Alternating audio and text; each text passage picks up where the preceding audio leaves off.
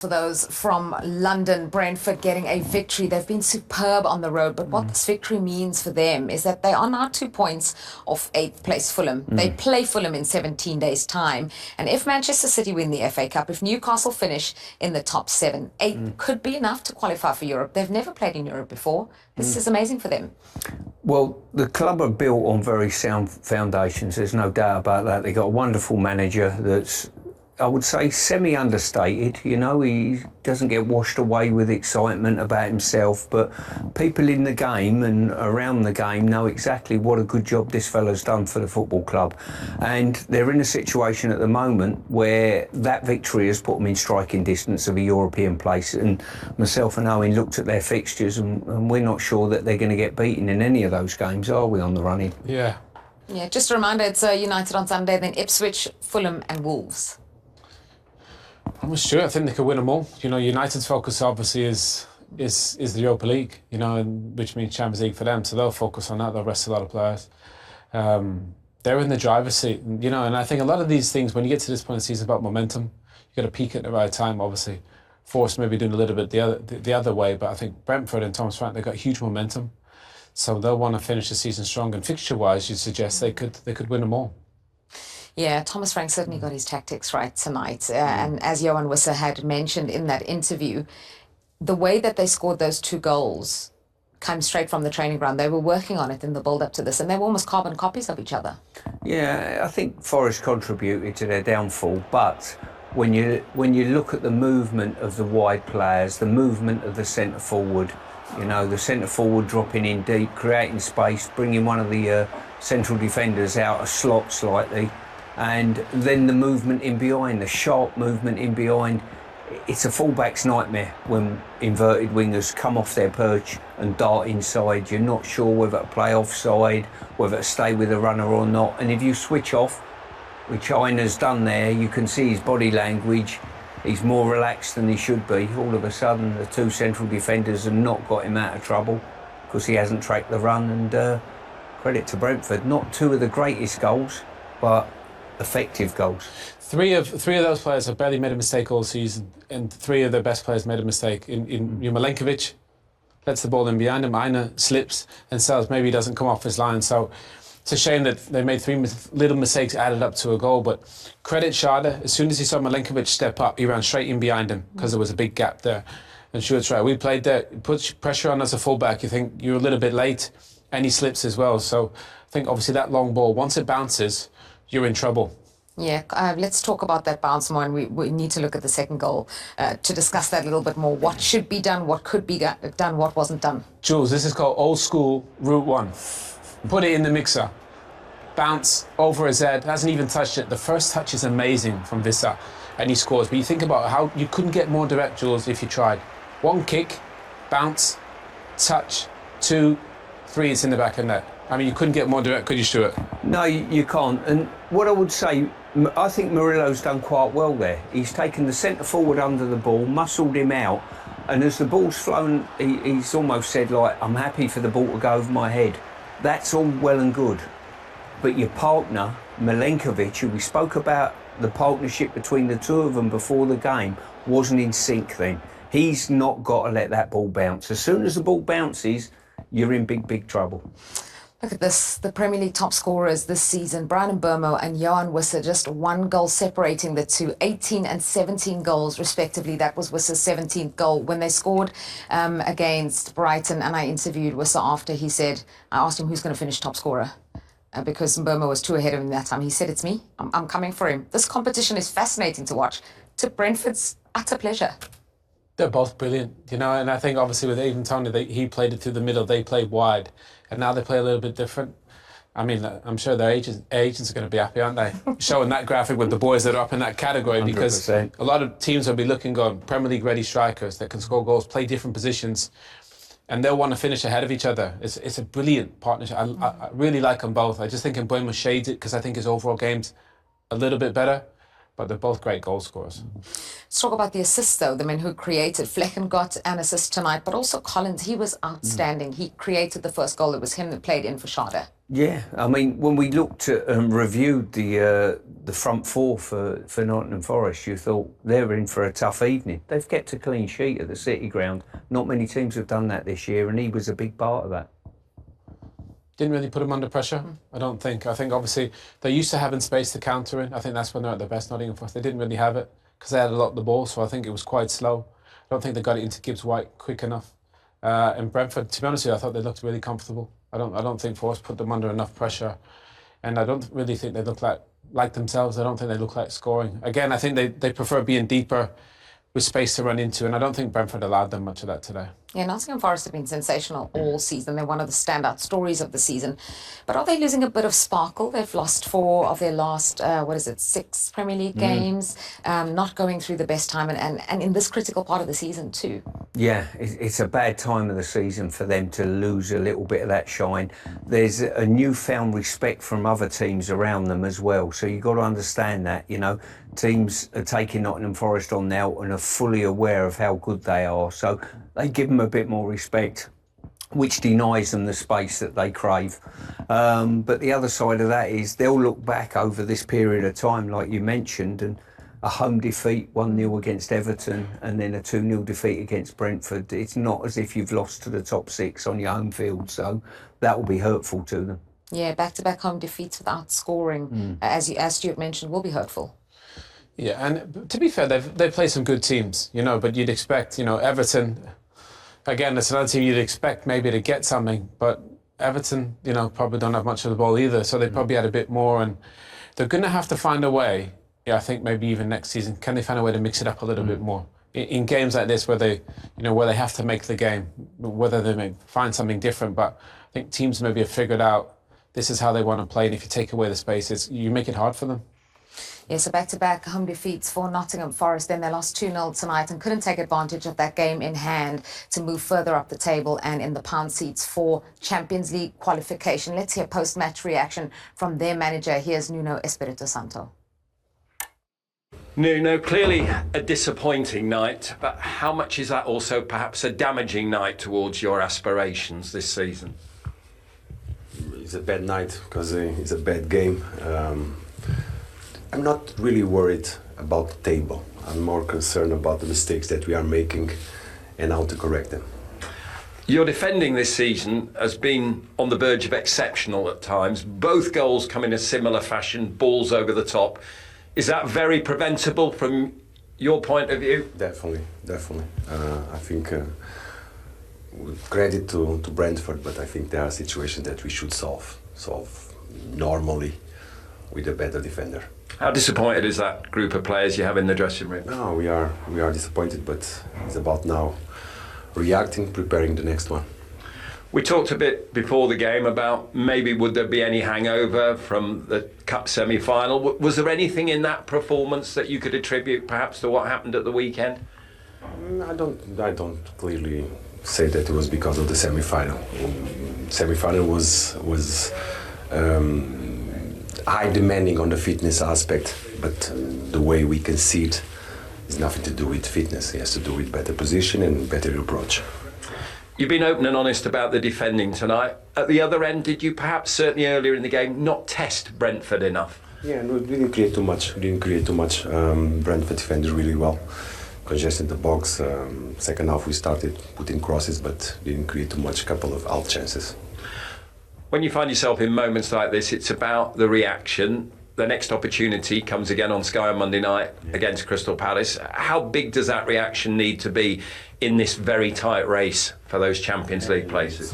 It's basic. We have to compete much better and to achieve what we want. The way we are competing, especially in this game, is not what normal we are. This is our main issue to solve for Monday. You won't be the only team that perhaps feels the pressure in this final run-in. Do you anticipate that perhaps there will be some twists and turns in this race? Of course. Still 4 games to go. A lot of football to be played. We have to focus on ourselves and go back to competing better, approaching better the situations, playing better football. Many things that we have to correct for this final 4 games. It's been a tough night all round. We saw Callum Hudson-Odoi come off at half-time, appeared to be holding his hamstring. Do you have any news or update on that situation? Yeah, he was not able to continue. He felt something during the first half. Let's assess him now. Thanks, Nuno. A lot of football still to be played, says Nuno, and that's Nottingham Forest in sixth. They could have been in third. They're chasing that Champions League place. As he mentions, plenty of games still to come. There are going to be some twists and turns. But what's difficult for them, perhaps, is that they now play on Monday. And everyone else in that race for top 5 will be playing on the weekend. That makes it even tougher, doesn't it? Yeah, very much so. As I say, the result as it stands at the moment is a tough one for him to swallow. You can see he's very disappointed in regard to that, and rightly so. But if the results go against him this weekend, Manchester City playing tomorrow, all of a sudden there could be a gap between where they are at the moment and all the teams that they aspire to get above. Just looking at that as we did before the game, it looks a little bit different now, but do we still think, Owen, that their run-in on paper is they have the most winnable games? Yeah, you'd expect them to beat Leicester, because again, Leicester have quite a lot of possession, so I think that suits them. West Ham under Graham Potter, they play as well. Chelsea, obviously, I think it's going to come down to the last game between those two teams, Nottingham Forest and Chelsea, but today's it's a big blow for them, because I think everybody probably on paper you'd expected them to win the game and get up into third. So surprised, and I think you look at that 3-7. I think that's going to flip around all over the place. Bit of bingo, because anything can happen in this league, and it's so tight for these Champions League places. Yeah, Newcastle's run tough as well. Chelsea, I think you mentioned before, have the most difficult run of those in the top 7 now. Aston Villa as well, just outside of those places, as on Nottingham Forest. We talked about the fact that Forest have had such a sensational season so far, and perhaps they put the rest of the Premier League on notice with some of their memorable results and performances. Now that's changed a little bit. Do you think they've earned more respect? Teams are a little bit more hyped to play Forest? They're going to go a little bit more all out? Do you think for Forest then it means that the psychology is difficult, the pressure's a little bit more heated? No, I think Forest approach the game the same way. I think they've had a blueprint and they're the best at it in the league in terms of counter-attacking. Leicester won the Premier League doing the same. I think the only issue they have is, like today when they have a lot of possession, they didn't look like scoring. They had their most possession today, Jules, and they didn't look like scoring. They had 36, 37% against Brighton and won 7-0. That's their blueprint. That's what they're good at. So I'm sure Nuno will maybe look at that eventually, but they've got to find a way to get over the line. But teams, Stuart knows as a manager, teams look at all the data, what works and what doesn't. And I thought today Brentford did a really good job of taking away Nottingham Forest space. Didn't get into Gibbs White quick enough.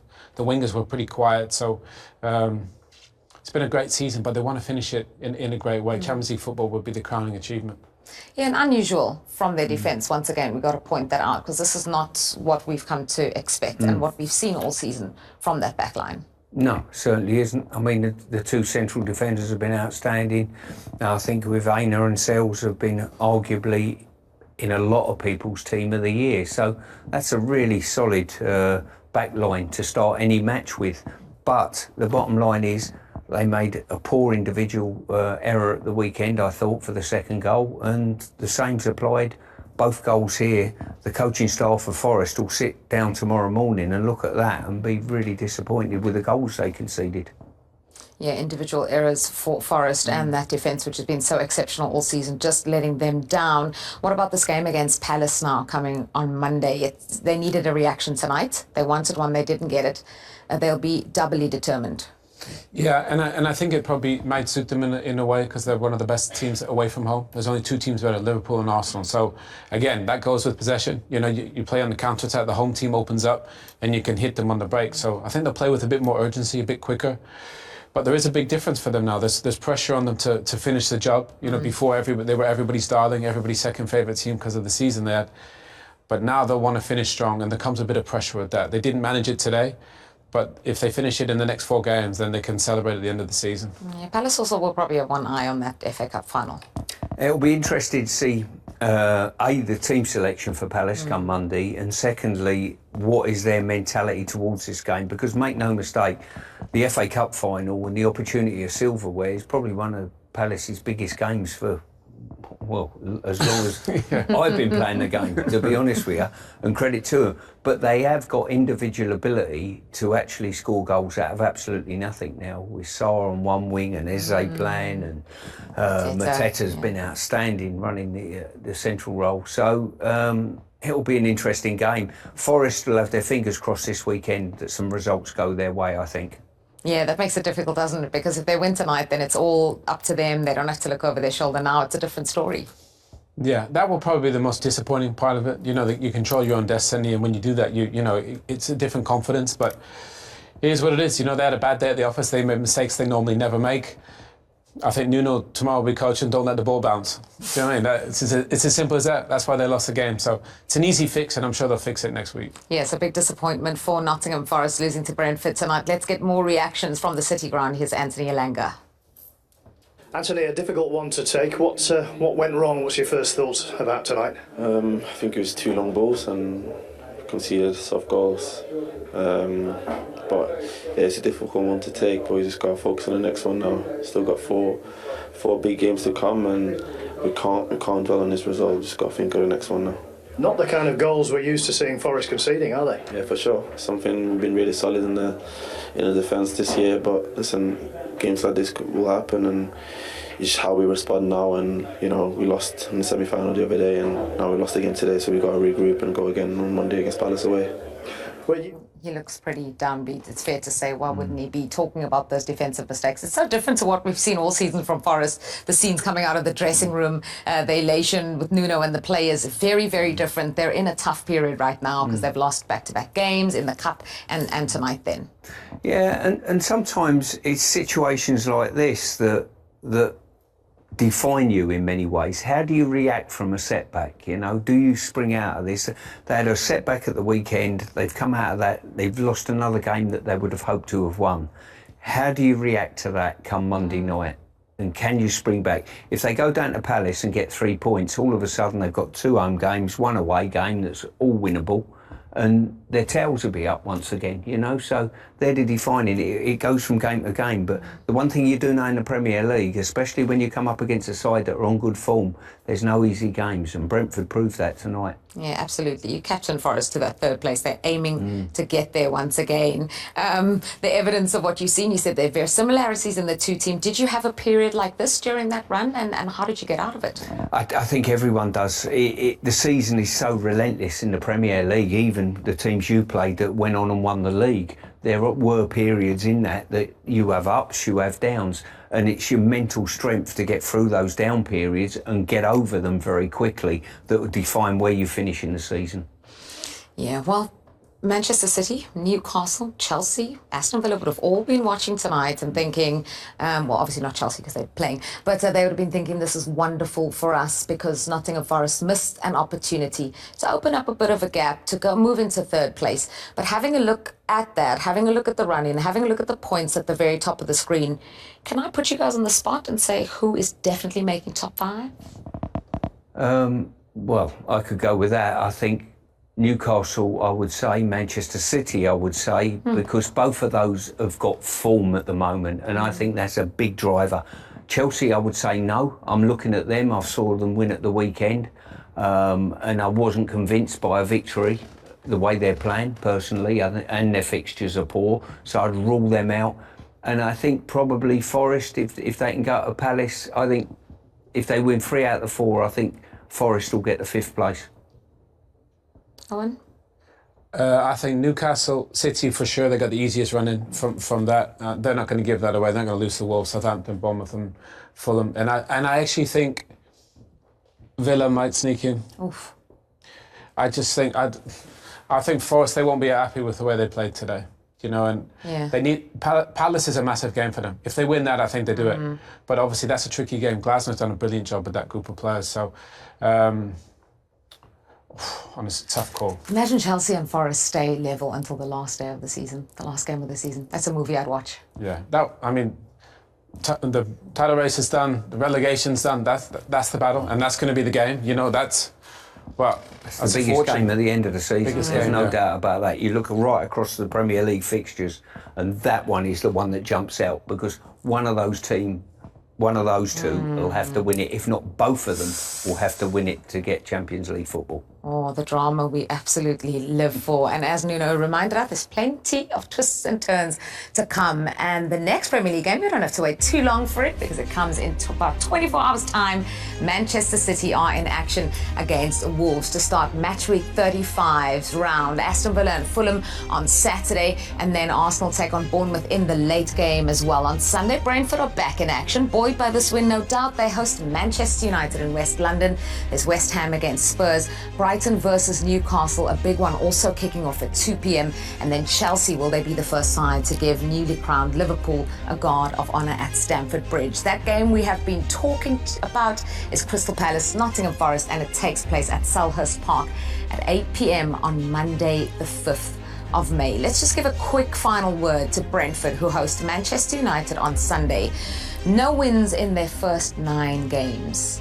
Brentford, they have done remarkably. They've turned that away form around. They've now got 6 wins in their last 8 in the Premier League. Yeah, I think Stuart's right. Thomas Frank is probably the most underrated manager in the division. He was on the pre-season tour with us last season. I don't think I've heard a manager speak as nice about his players as him. Tactically, he's really sharp. He has a close relationship with the players. They adapt and change tactics all the time. This season with Tony, they play different without Tony. So credit to him. You know, it'd be amazing if they could finish the season in a European position. Stuart? Same again. I've been very impressed with him. When I've met him behind the scenes, when I've been on the staff at West Ham, he's come across as a very humble man, but he knows his trade very well. He works for a football club that have got a set way, and recruitment's very good at the club. And sometimes when you know how good a team are, look at the bench, and the bench tonight was as strong as Brentford bench as I've seen. You know, the likes of Ben Mee on the bench, Ayer on the bench, they brought Henry on, you know, it's really strong. Absolutely. Well, Brentford are the happier of the two. They head back to London with all 3 points. For Forest, it's sadness for them. They have lost tonight. Thank you so much, Stuart. Thank you, Owen. We'll see you guys next time. Bye-bye.